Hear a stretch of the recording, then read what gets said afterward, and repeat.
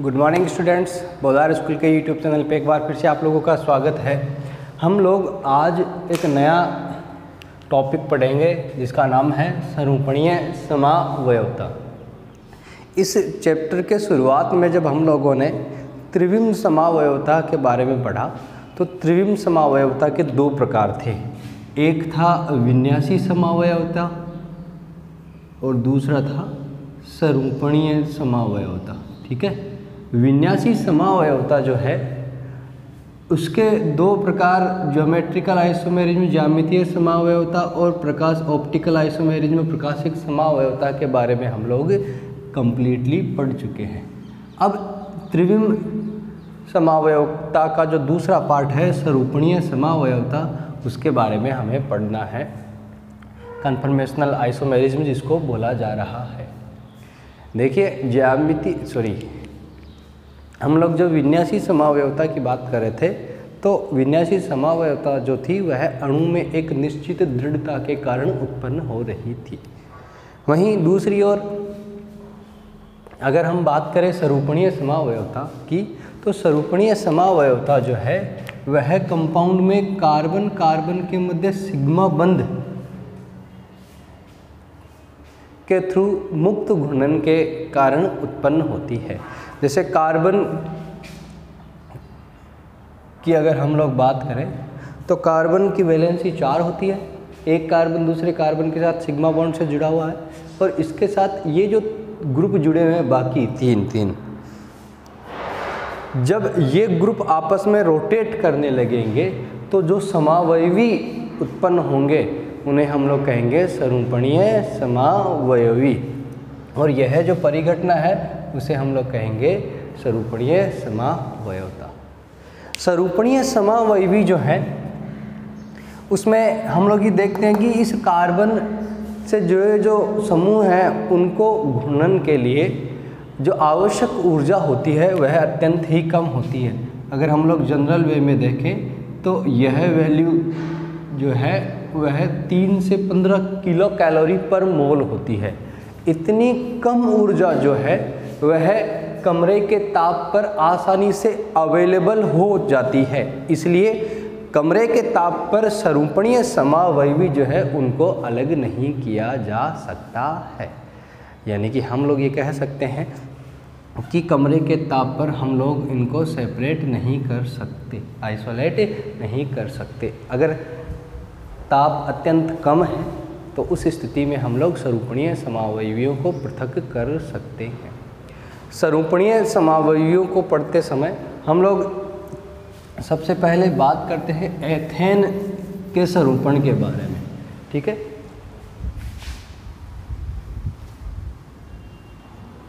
Ethane में हम लोग संरूपण की बात करते हैं। जैसा कि आप लोग जानते हैं कि एथेन में कार्बन और कार्बन जो है वो एक दूसरे के साथ सिग्मा बॉन्ड से जुड़े होते हैं और प्रत्येक कार्बन जो है उसके साथ 3 हाइड्रोजन सिग्मा बंध के साथ जुड़े होते हैं। प्रत्येक कार्बन जो है उसका संकरण जो है वो sp3 होता है।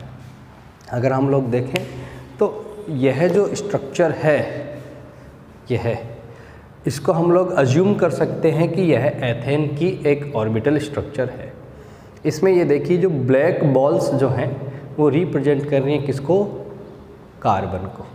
ठीक है, जो ग्रीन बॉल्स हैं वो रिप्रेजेंट कर रही हैं किसको? हाइड्रोजन को। तो इस प्रकार हम लोग ये देख सकते हैं कि एथेन की स्ट्रक्चर को हम लोग इस प्रकार रिप्रेजेंट कर सकते हैं। जो वाइट लाइंस हैं वो सिग्मा बॉन्ड को इंडिकेट कर रही हैं। अब हमें बात करनी है इसके संरूपण के बारे में। देखिए कि कार्बन और कार्बन के बीच जो सिग्मा बंध है उसके सापेक्ष जब मुक्त घूर्णन होगा तो संरूपणीय समावयवता उत्पन्न होगी। देखिए मैं ऐसा करता हूँ कि यहाँ पे आपको जो कार्बन दिखाई दे रहे हैं, ठीक है, एक कार्बन ये, अगर आप देखें तो इस समय आप लोगों को यह हाइड्रोजन और यह हाइड्रोजन जो है वो एक दूसरे के बिल्कुल सिध में दिखाई दे रहे हैं। ठीक, मैं क्या करता हूँ, पीछे वाले को स्टेबल रखकर इसको ऐसे रोटेट करता हूँ, ठीक है। अब यह स्थिति जो थी वो पहले वाली स्थिति से बिल्कुल अलग हो चुकी है। यानी कि अगर हम लोग एक कार्बन के समूहों को स्थिर रखते हुए दूसरे कार्बन के समूहों को जब रोटेट करते हैं तो उस दौरान जो अलग अलग विन्यास प्राप्त होते हैं उनको हम लोग बोलते हैं सरूपण। अलग अलग जो स्थितियां उत्पन्न होती है उनको हम लोग बोलते हैं सरूपण। देखिएगा यहाँ पे अगर हम लोग बात करें तो इस एंगल को देखिएगा, इस बॉन्ड के बीच, इस बॉन्ड के बीच और इस बॉन्ड के बीच जो एंगल है उसे हम लोग बोलते हैं डाईहेड्रल कोण। क्या बोलते हैं? इसके बीच यह जो एंगल आप लोगों को दिखाई देगा, यह एंगल, उसको हम लोग बोलते हैं द्वितल कोण या डाईहेड्रल कोण। जब यह द्वितल कोण मिनिमम होगा तो ये हाइड्रोजन और ये हाइड्रोजन एक दूसरे को क्या करेंगे? प्रतिकर्षित करेंगे। ये दोनों एक दूसरे को जब प्रतिकर्षित करेंगे तो प्रतिकर्षण के कारण यह जो है घूमने के लिए बाध्य हो जाएगा। अब देखिए एथेन जो है उसमें दो सरूपण पाए जाते हैं। एक सरूपण पाया जाता है सांतरित सरूपण और एक सरूपण पाया जाता है ग्रसित सरूपण। हम लोग ये समझने की कोशिश करते हैं कि सांतरित सरूपण क्या होते हैं और ग्रसित सरूपण क्या होते हैं।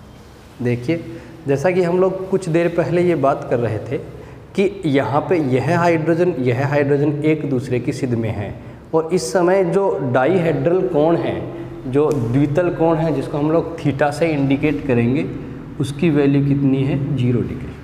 ठीक है, यानी कि हमें ये देखना है कि ये कार्बन, इस कार्बन, इसके साथ ये कोई हाइड्रोजन और ये कोई हाइड्रोजन, इनके बीच का जो एंगल होगा उसे हम लोग कहेंगे डाईहेड्रल कोण।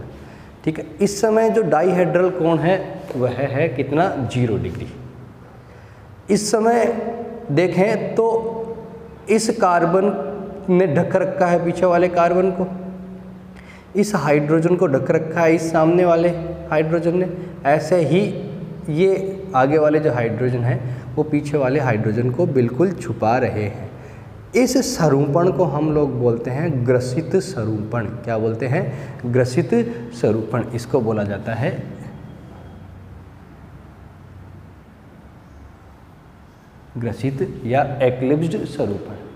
देखिए मैं अगर इस हाइड्रोजन को, ठीक है, 120 डिग्री पे घुमाऊंगा तो 120 डिग्री पे जब इस हाइड्रोजन को घुमाया जाएगा तो यह जो है वो अपनी पहले वाली स्थिति से बदलकर पुनः ऐसी स्थिति में आ जाएगा।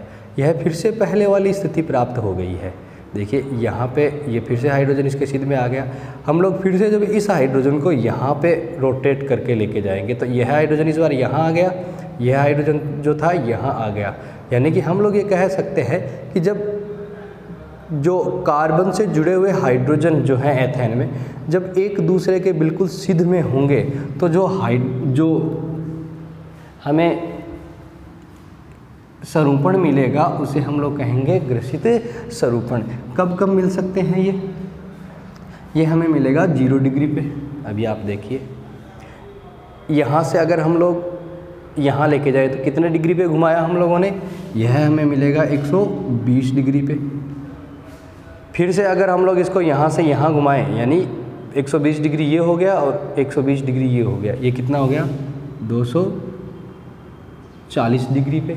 और फिर से हम लोग इसको वहीं ले आते हैं तो कितना हो गया? ये 360 डिग्री पे। यानी कि ये वो एंगल हैं जब जो डाईहेड्रल कोण है उसकी वजह से हमें जो सरूपण मिलेगा उसे हम लोग कहेंगे ग्रसित सरूपण। अगर मैं इस ग्रुप को 60 डिग्री के कोण पे रोटेट करता हूँ, 60 डिग्री के कोण पे, ये देखिए इस बार इस हाइड्रोजन, इस कार्बन और इस हाइड्रोजन के बीच, यानी 4 एटम और 3 बॉन्ड के बीच ये एंगल बनेगा। यह एंगल जो है, ये वाला एंगल, यह कितने डिग्री होगा? 60 डिग्री। कितने डिग्री? 60 डिग्री। देखिए ये जो दोनों हाइड्रोजन हैं इनके बीच में ये पीछे वाला हाइड्रोजन है, दोनों हाइड्रोजन के बीच में ये पीछे वाला हाइड्रोजन है, यानी कि इस समय इन हाइड्रोजन के बीच की जो दूरी है वह क्या है? अधिकतम है। तो अधिकतम दूरी होने की स्थिति में इनके बीच की जो ऊर्जा क्या हो जाएगी? वह हो जाएगी न्यूनतम। हम लोग इस स्वरूपण को बोलते हैं सांतरित स्वरूपण, जिसको हम लोग स्टगर्ड भी बोलते हैं। कितने डिग्री के डाइहेड्रल कोण पे ये बनेगा? 60 डिग्री। 60 डिग्री पे आपने रोटेट किया तो ये बना, फिर से रोटेट करेंगे तो फिर से 180 डिग्री के ऊपर रोटेट करने से ये मिलेगा।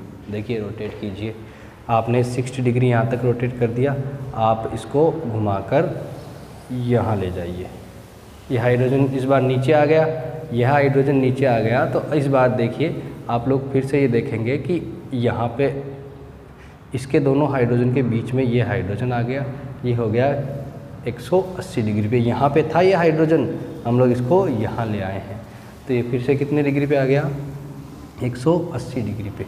फिर से इसको 120 डिग्री और घुमाएंगे तो ये कितने पे पहुँच गया? 300 डिग्री पे। यानी कि ये वो एंगल हैं जब हम लोग ग्रुप्स को रोटेट करेंगे तो वो एक दूसरे से, यानी ये हाइड्रोजन जो है वो एक दूसरे से अधिकतम दूरी के ऊपर रहेंगे। यह जो स्वरूपण है उसे हम लोग कहेंगे सांतरित स्वरूपण। अब हम लोग को ये बात करनी है कि इन दोनों में से स्टेबिलिटी किसकी ज़्यादा होती है।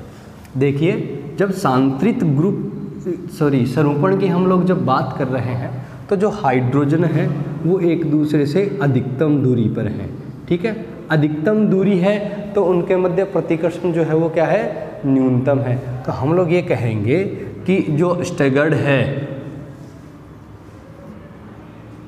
उसकी जो एनर्जी है वो कम है किससे?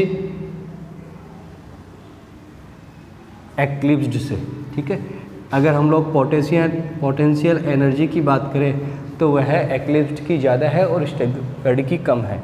वह उसी प्रकार अगर हम लोग स्टेबिलिटी की बात करें, यानी स्थायित्व की बात करें, तो जो सांतरित स्वरूपण है उसकी स्टेबिलिटी ज़्यादा है किससे? ग्रसित स्वरूपण से, एक्लिप्स्ड स्वरूपण से स्टेबिलिटी ज़्यादा है किसकी? स्टैगर्ड की। अब हम लोगों ने बात करी है अभी तक कुछ पीक वैल्यूज के बारे में, कुछ चरम मान के बारे में, 0 डिग्री, 120 डिग्री, या तो एक दूसरे से बिल्कुल पास ग्रुप्स होंगे या एक दूसरे से अधिकतम दूरी पे ग्रुप होंगे। कभी कभी ऐसी भी तो सिचुएशन होगी कि जब ये ग्रुप्स एक दूसरे के बिल्कुल सिद्ध में है, मान लीजिए यहाँ है, ठीक है। यहाँ से जब ये इधर जाएंगे, गए 160, अब ये 60 डिग्री पे गए, तो 0 से 60 डिग्री पे जाने के दौरान कुछ ऐसे भी तो कोण बने होंगे जो 0 से ज़्यादा और 60 से कम है। तो ऐसी स्थिति में जो स्वरूपण बनते हैं उनको हम लोग बोलते हैं क्या? स्क्यू स्वरूपण, या इसको एक और नाम दिया जाता है जिसको हम लोग बोलते हैं गॉश। स्क्यू स्वरूपण, गॉश स्वरूपण। यानी कि हम लोग ये कहना चाह रहे हैं कि ग्रसित और सांतरित स्वरूपण जो हैं वो एक दूसरे के सापेक्ष चरम वैल्यूज हैं। जब हम लोग स्वरूपणीय समावयवता पढ़ रहे हैं तो जो सांतरित और ग्रसित स्वरूपण है वो पीक वैल्यूज है, चरम मान है। उनके बीच में जितने भी स्वरूपण पाए जाएंगे उनको हम लोग कहेंगे स्क्यू स्वरूपण या गॉश स्वरूपण हम लोग कहेंगे।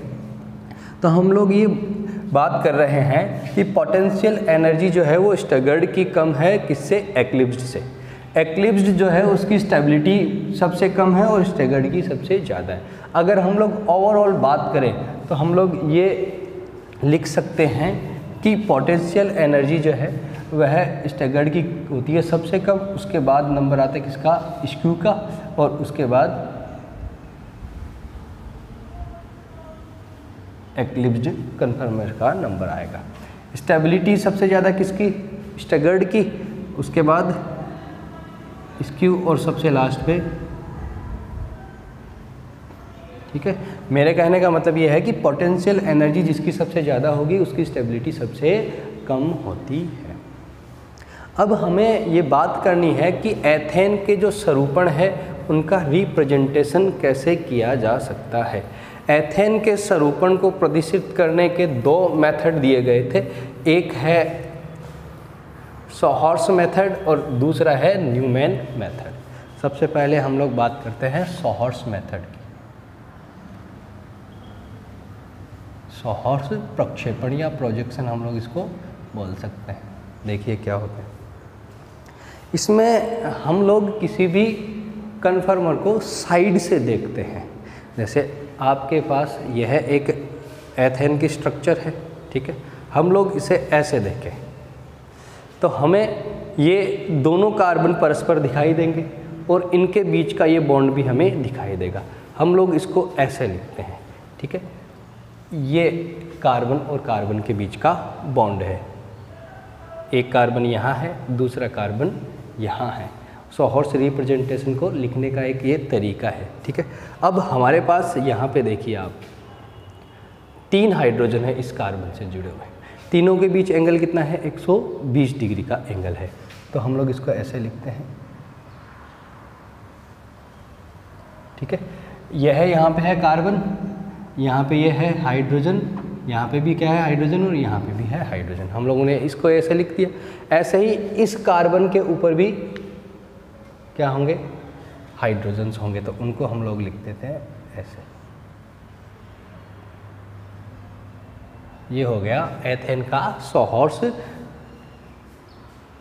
Projection formula. अब देखिए हम लोगों ने जो कंपाउंड का कन्फर्मर लिखा है, जो स्वरूपण लिखा है, वह है इसका कौन सा स्वरूपण, ग्रसित स्वरूपण।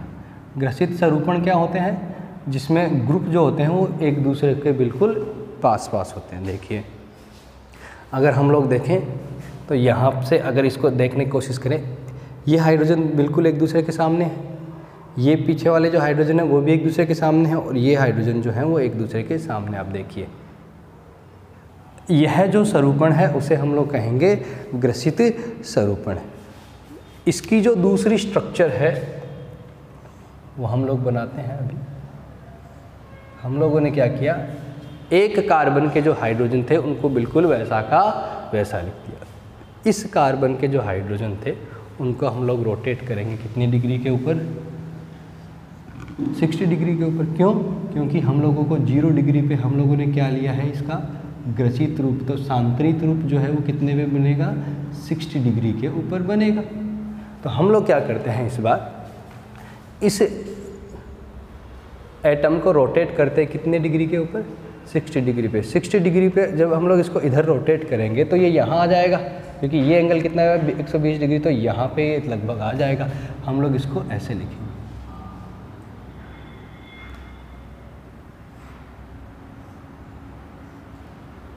ये लिखती है ये ग्रुप। अब इस बार देखिए इन दोनों हाइड्रोजन के बीच में ये हाइड्रोजन है, ठीक है, एक हाइड्रोजन यहाँ, एक हाइड्रोजन यहाँ, इस प्रकार ये सारे हाइड्रोजन। और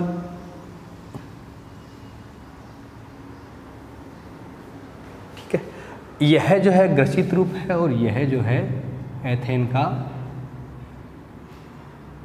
सांतरित रूप है।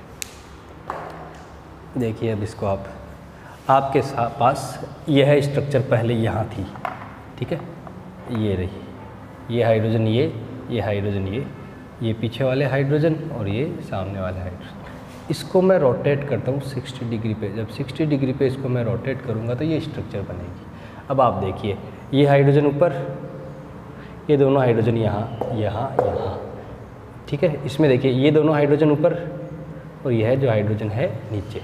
इसको हम लोग बोलते हैं सॉहर्स प्रक्षेपण सूत्र। किसके लिए, एथेन के लिए, ठीक है। इसमें जो थीटा है वो कितना डिग्री है, 0 डिग्री, और इसमें जो थीटा है वो कितना डिग्री है, 60 डिग्री। स्टेबिलिटी किसकी ज़्यादा, सांतरित स्वरूपण की स्टेबिलिटी सबसे ज़्यादा। इस प्रकार हम लोग एथेन जो है उसके लिए सॉहर्स प्रक्षेपण सूत्र लिख सकते हैं। दूसरा जो प्रक्षेपण सूत्र है वह है न्यूमैन प्रक्षेपण सूत्र। न्यूमैन प्रक्षेपण सूत्र। जैसे हम लोगों ने देखा कि हम लोग सॉहर्स प्रक्षेपण सूत्र में साइड व्यू लिखते हैं, जो स्ट्रक्चर है उसका साइड व्यू लिखा जाता है, और जो न्यूमैन प्रोजेक्शन फॉर्मूला है उसमें कंपाउंड का फ्रंट व्यू लिखा जाता है। देखिए जैसे ये कंपाउंड है, ठीक है, हम लोग क्या करते हैं कि इसको उठाकर आपके सामने ऐसे ले आते हैं। जब हम लोग इसको उठाकर लेके आएंगे, जैसे ये स्ट्रक्चर जो थी वो आपके सामने ऐसे थी, ठीक है, इस हाइड्रोजन के सामने ये हाइड्रोजन और ये आपके सामने वाला हाइड्रोजन। अगर मैं इस स्ट्रक्चर को ऐसे उठाकर आपके सामने ले आऊँ, यानी कि ऐसे, ठीक है, तो अगर हम लोग किसी भी कन्फर्मर को इस प्रकार रिप्रेजेंट करेंगे तो वह स्ट्रक्चर जो प्रोजेक्शन होगा उसको हम लोग बोलेंगे न्यूमैन्स प्रोजेक्शन। देखिए इसमें ऐसा है कि आपको जो है वो है सामने वाला कार्बन दिखाई दे रहा है, सामने वाले हाइड्रोजन और उनके बॉन्ड भी दिखाई दे रहे हैं, लेकिन पीछे वाले कार्बन और उनके हाइड्रोजन्स जो हैं वो आप लोगों को दिखाई नहीं दे रहे हैं। तो इस कन्फर्मेशन को रिप्रेजेंट करने का जो तरीका है वह कुछ इस प्रकार है कि जो सामने वाला कार्बन है उसे एक वृत्त के केंद्र के रूप में और जो पीछे वाला कार्बन है उसे एक वृत्त के रूप में रिप्रेजेंट किया जाता है। यानी कि यहाँ पे ये तो है ये कार्बन और ये पीछे वाला जो कार्बन है उसे हम लोग एक गोले के रूप में रिप्रेजेंट करें।